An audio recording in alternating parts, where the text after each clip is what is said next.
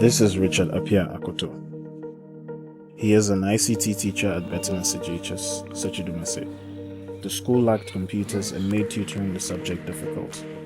The effort to spread computer literacy throughout all of Ghana, we call it Rural Computer Literacy Program. I first came to Ghana as part of a Yale volunteer service group.